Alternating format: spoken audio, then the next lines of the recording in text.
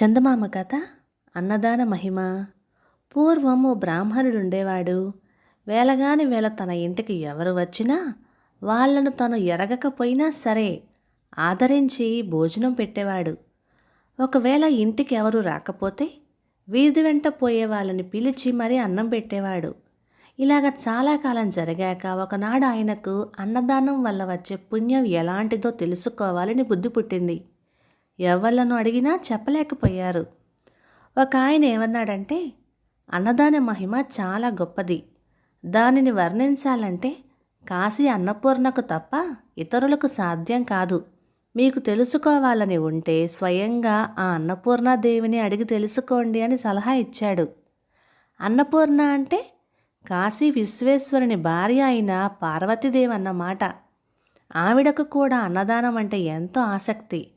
అందుకనే కాశీలో ఎవ్వరికి అన్నం లేకుండా పోదు.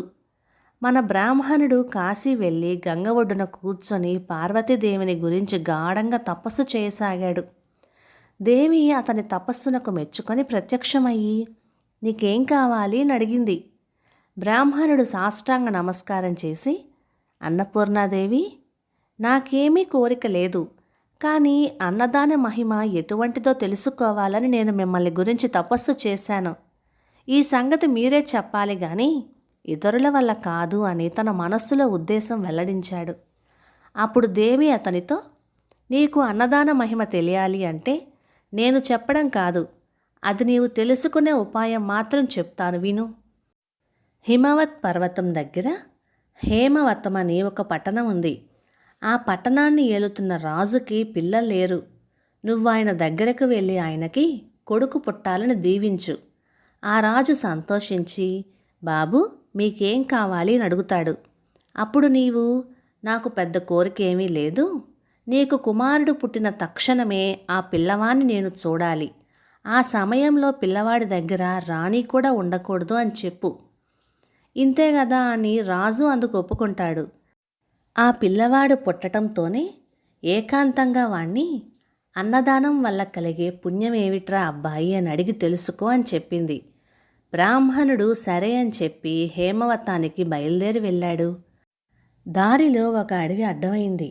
అందులో ప్రవేశించి వెడుతూ అతడు దారి తప్పిపోయాడు. దారి తెలియక తచ్చాడుతూ ఉంటే ఆ అడవిలో ఉండే బోయవాడొకడు ఆయన అవస్థ కనిపెట్టి, ఏం బాబు దారి తప్పిపోయినట్టున్నారు, ఏ ఊరు వెళ్ళాలి అని ఆత్రంతో అడిగాడు. హేమవత పర్వతం దగ్గరికి పోవాలి అన్నాడు బ్రాహ్మణుడు. బాబు దారి తప్పి ఆమడ దూరం వచ్చేశారు. సాయంత్రం అయిపోయింది. పులులు సింహాలు ఉన్న అడవి ఇది. రాత్రి ప్రయాణం చేయకూడదు. పొద్దున్నే దారి చూపిస్తాను, ఈ రాత్రికి ఆగిపోండి అన్నాడు బోయవాడు. బ్రాహ్మణుడు రాత్రి అక్కడ ఉండిపోవటానికి ఒప్పుకోగానే బోయవాడు ఆయనను తన చేను వద్దకు తీసుకెళ్లాడు. చేను దగ్గరకు వెళ్ళటంతోనే బోయవాడు తన ఇంటికి అతిథిగా వచ్చిన ఆ బ్రాహ్మణుడికి భోజనం ఏం పెడితే బాగుంటుందా అని ఆలోచించాడు. ఆనపకాయలు, కందికాయలు, పెసరకాయలు ఇవన్నీ కావలసినవి ఉన్నాయి, కానీ వాటిని ఉడకబెట్టుకోమని ఇవ్వటానికి వాడి వద్ద కొత్త కుండ లేకపోయింది. తమ కుండల్లో ఉడకేసి పెడితే ఈయన తినడు, ఎలాగా మరి అని ఆలోచించాడు. బ్రాహ్మణుడు, నాయనా నాకేమీ వద్దోయ్, నువ్వు చేసిన ఆదరణ వల్ల నా శ్రమ ఆకలి కూడా తీరిపోయాయి, ఆలోచించక పడుకో అన్నాడు. కానీ బోయవాడికి ఆ బ్రాహ్మణుణ్ణి పస్తు పెట్టడం అంటే మనస్సు ఒప్పింది కాదు. అందుచేత ఇంత చారపప్పు పుట్టతేనే ఇచ్చి వాటితో ఆకలి తీర్చుకోమన్నాడు. బ్రాహ్మణుడు అవి తీసుకొని అంగోస్త్రం పరుచుకొని కింద పడుకోబోతుంటే బోయవాడు, అయ్యో కింద పడుకోబోకండి, పులులు వస్తాయి అని చెప్పి ఆయనని చేలో ఎత్తుగా ఉన్న మంచం మీద ఎక్కించి పడుకోబెట్టాడు. తాను కింద ఉండి విల్లు అంబులు చేతపుచ్చుకొని మృగాలేవి రాకుండా రాత్రంతా బ్రాహ్మణుడికి కాపలా కాశాడు. బోయవాడు అలా నిద్రపోకుండా రాత్రంతా కాపలా కాశాడు. కానీ తెల్లవారుజామున నిద్ర ఆగక ఒక్క కునుకు తీశాడు. అంతలో ఎక్కడ్నుంచో ఓ పులి వచ్చి పాపం ఆ బోయవాడి మీద పడి చంపేసింది. బ్రాహ్మణుడు నిద్రలేచి జరిగిందంతా తెలుసుకొని తన మూలాన ఆ బోయవాడు పులివాత పడ్డాడని ఎంతో విచారించాడు. బోయవాని భార్య బ్రాహ్మణునితో, స్వామి నా రాత ఇలా ఉండగా ఎవరు తప్పించగలరు, మీరు విచారించకండి, మీకు హేమవతానికి దారి చూపిస్తాను నేను, నడవండి అని ఆయనను తీసుకెళ్ళి దారి చూపెట్టి వెనక్కి తిరిగొచ్చి భర్తతో పాటు సహగమనం చేసింది ఆవిడ. ఆ బ్రాహ్మణుడు బోయ దంపతుల మంచితనానికి తలుచుకుంటూ హేమవతాన్ని చేరుకున్నాడు. అక్కడ రాజును చూచి పార్వతీదేవి చెప్పినట్లుగా దీవించాడు. పుట్టినప్పుడు మీ పిల్లవాణ్ణి ఏకాంతంగా చూడటానికి అనుమతి ఇవ్వాలి అని కోరగా రాజు అందుకు ఒప్పుకున్నాడు. రాజుగారి భార్య 9 నెలలు మోసి చందమామ లాంటి పిల్లవాణ్ణి కన్నది. బ్రాహ్మణుడు ఎవ్వరూ లేకుండా చూసి ఆ పిల్లవాణ్ణి అన్నదానం వల్ల కలిగే ఫలమేమిటో చెప్పు అని అడిగాడు. అప్పుడే పుట్టిన శిశువైనప్పటికీ పెద్దవానికి మళ్ళీ ఆ పిల్లవాడు బ్రాహ్మణుడితో ఇలా అన్నాడు. 10 నెలల క్రితం మీరు ఈ పట్టణానికి వస్తూ అడవిలో దారి తప్పిపోతే మిమ్మల్ని తీసుకెళ్ళి చారెడు చారపప్పు, పురుషుడు తేనె ఇచ్చిన బోయవాణ్ణి నేనే సుమండి.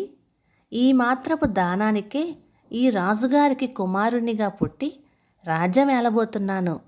ఒకనాటి దానికే ఇంత గొప్ప ఫలం కలిగినప్పుడు నిత్యం అన్నదానం చేసే మహానుభావులకు ఎటువంటి ఫలం కలుగుతుందో మీరే ఊహించుకోండి. ఇలా చెప్పేసి ఆ పిల్లవాడు మరుక్షణంలోనే ఏమీ ఎరుగని పసిపాపలాగా కువ్వా కువ్వా అని ఏడవడం ప్రారంభించాడు.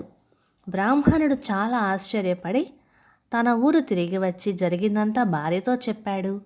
ఆ దంపతులు అప్పటినుంచి విడవకుండా అన్నదానం చేస్తూ ధనధాన్య సమృద్ధి, పుత్ర పౌత్రాభివృద్ధి కలిగి సుఖంగా ఉంటున్నారు.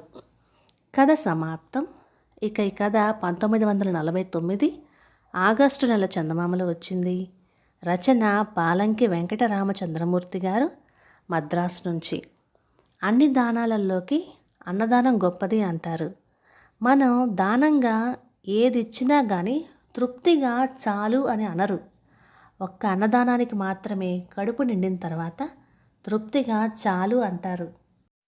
ఎవరైనా గొప్ప అదృష్టవంతులను చూసినప్పుడు వాళ్ళకేంటి పెట్టి పుట్టారు అంటాం. అసలు పెట్టి పుట్టడం అంటే ఏమిటి అంటే, పోయిన జన్మలో నలుగురికి పెట్టి ఈ జన్మలో అదృష్టంతో పుట్టారు అని. అన్నదాన మహిమ కథ చాలా బాగుంది కదా. ఇక ఈ కథ మీకు నచ్చినట్లయితే లైక్ చేయండి, షేర్ చేయండి. ఇలాంటి మంచి తెలుగు కథల కోసం మన ఛానల్ని సబ్స్క్రైబ్ చేయండి. Thank you.